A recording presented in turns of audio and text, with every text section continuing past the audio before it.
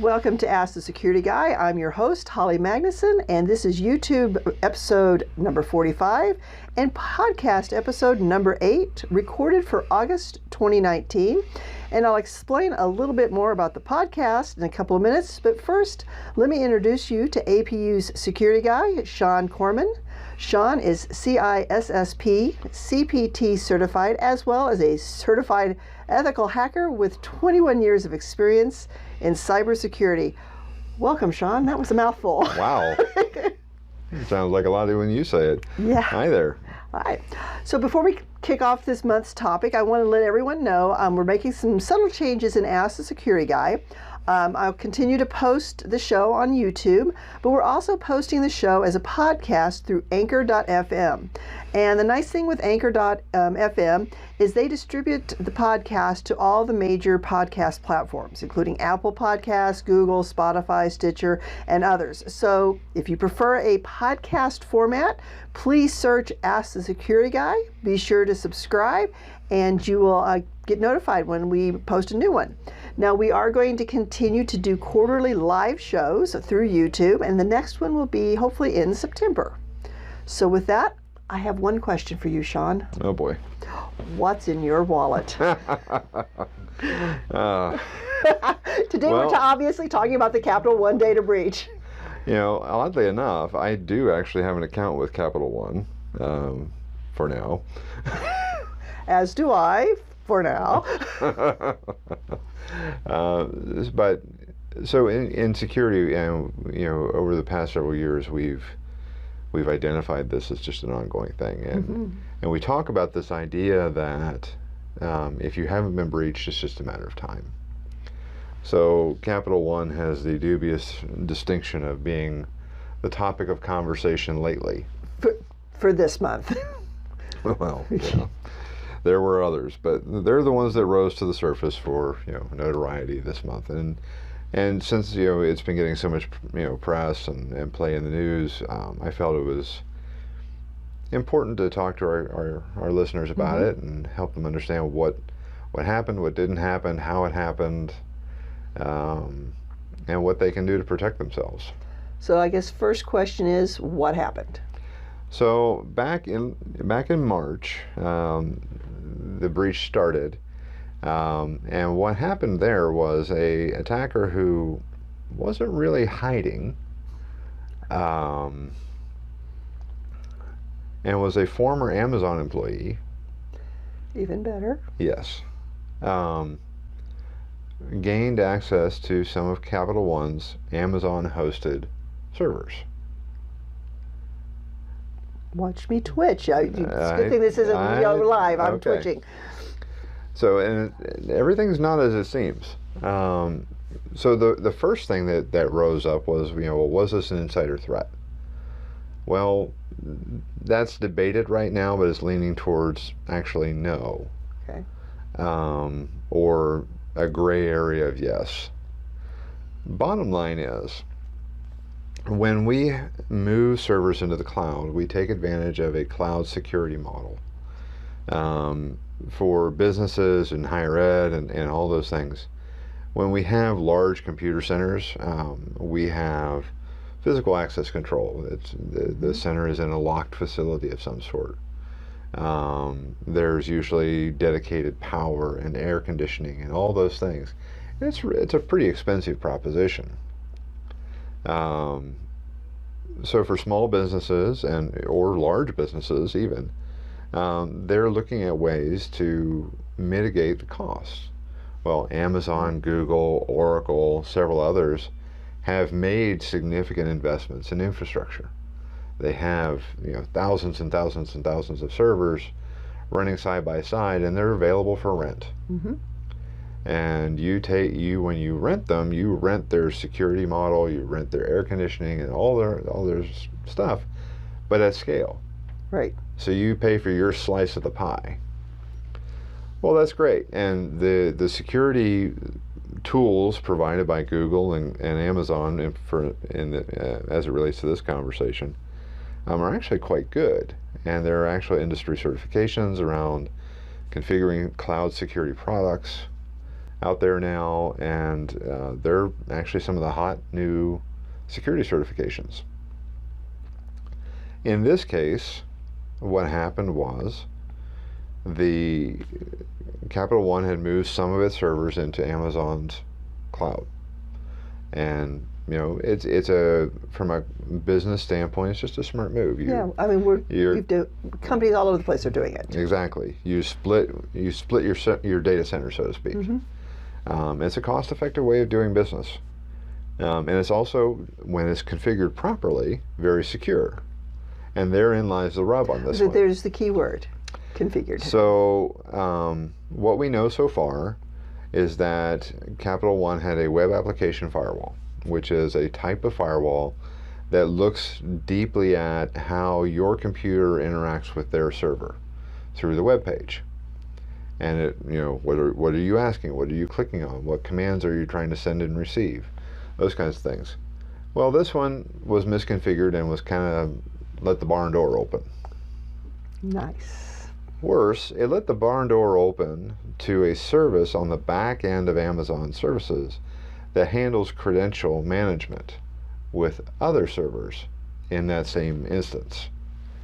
So, I mean, you want to talk about letting the cat out of the bag. This one really, if you're going to open the door, this is really a bad door to open.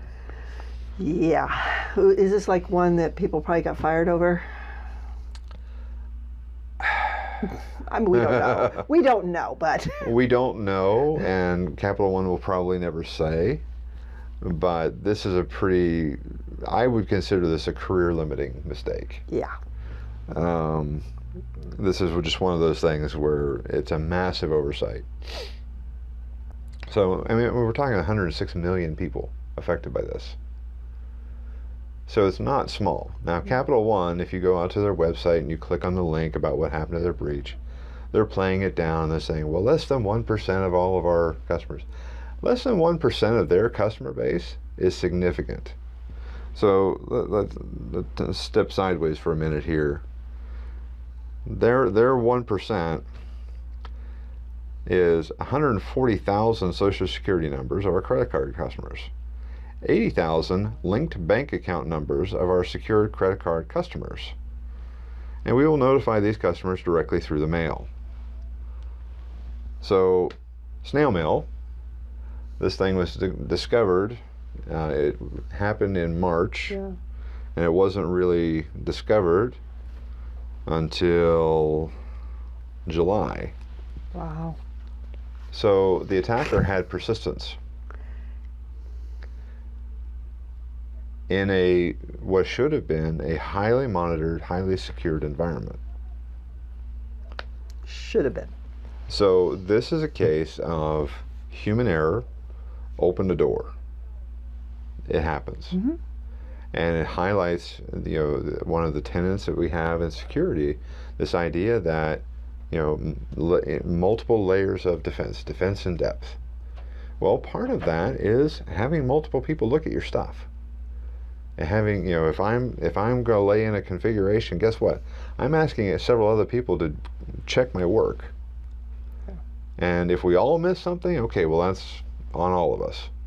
But if I didn't do my due diligence to go seek out another set of eyes to check my stuff or poke at it, that's another thing. It's on you. So, and again, and some of these are guesses because, we don't know what Capital One's protocols are. We don't know what rules their teams follow for configuration and those kinds of things. And they're not, obviously disseminating that information. Yeah, they're not going to tell us what's going on behind the closed doors. But the evidence is the evidence, and the evidence says there was a misconfiguration that was small but significant. It allowed an attacker to go in and pull data from all kinds of places. And, as we mentioned, a significant number of Social Security numbers and bank account numbers. So, for instance, Capital One, I know this because I'm one of their customers. They have a thing that they push where they want to link for payment directly to your bank account. Right. Well, these are the bank account numbers that got compromised. Woohoo! Really glad I never signed up for that little special me thing. either. I prefer to do it a different way through my Yeah. bank, because I don't like allowing someone access into my account like that. Yeah. So, so that's kind of the high level of what happened. The next question then is, well, what do I have to worry about? Well, in this day and age, we worry about everything. Yeah, I would say, especially if you were one of those customers who linked your bank account directly like that. Absolutely. Absolutely. So, there's a few things you can do. If you have linking set up and you get a letter from Capital One that says your account was one of the ones that was compromised, immediately put a fraud alert with your bank. Let them know that you were part of the Capital One breach when you call in, and most banking institutions already have protocols in place to watch for any unusual activity related to this breach. Two, and we talk about this all the time, make sure you freeze your credit. Mm-hmm. 3, put a fraud alert on your credit with the bureaus. It's free. You just sign up, and you can choose a 90-day or a longer, but it's worth it. Yeah. And because Social Security number data got leaked, that's one of those things where you're going to have to watch everything. Yeah. If you do have that bank accounts linking set up, my recommendation is I would never use it. Yep. But if you've got it, unlink it. If you've got it, unlink it. Now, granted, Capital One is going to be watching their stuff like a hawk.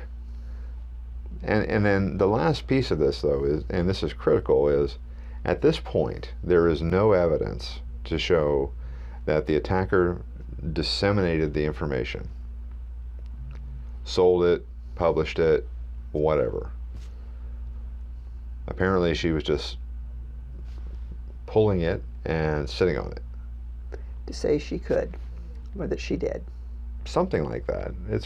There are some transcripts that were released from conversations that the attacker had with others, and they're just odd. So no one's really clear about what the motivation was, because it doesn't appear to be financial, which is very unusual in this day and age. In this day and age, yeah. So the attitudes around this point to an older attitude of, when we used to do hacking, and when hacking wasn't a dirty word, it was to break in to see if we could, just to see if we could. Yeah. It wasn't to do damage or to steal. It was a lot of times, just, hey, we broke in, and I know I and others, we would break into things and then notify the site admins, say, by the way, you have this problem, and here's how you fix it. You might want to take care of that. Because the next guy might not be me. Right. But there was a time where it wasn't what it is today. Today it is almost entirely about either ideological or financial gain. Yeah. And we see fake news and all this other stuff, and misuse of social media and hacking of social media accounts. It's a different world that we live in today. On so many levels. We won't even go there. So, but in relation to the breach, this one is actually less concerning than a lot of others we've seen. Yeah. And the practices that we talk about putting out there, they're just good things to do just in case, because the investigation isn't done on this. And we don't know if that information did get loose somewhere. We just have, the evidence that we have so far says it didn't, but that's so far. So far, yeah. So there may be a Capital One breach part 2 discussion, depending on what. There very well could be. It's been known to happen. Yeah. So, but those are the highlights for this one. I advise our users to just, proceed with caution. These are good practices to take anyway. Yeah. And again, when you have your credit report frozen, nobody can open a new credit or account in your name without you knowing. So it's something proactive that you can do. Yeah. The fraud alerts are also very handy because the tools that the bureaus use are actually quite good. You can also enable fraud alerts with your credit cards. And most banks have a fraud alert type functionality that you can request. Nice. Yep. So these are good things, especially whenever you get a breach notification letter or there's something like this involved and your name showed up on it, batten down the hatches. Yeah, most definitely. And just a word of advice, when you do put that freeze on, they give you, most of them give you a PIN number. Don't lose that. Very true. Don't misplace it for 6 months because it can make it very frustrating to try to get it unfrozen.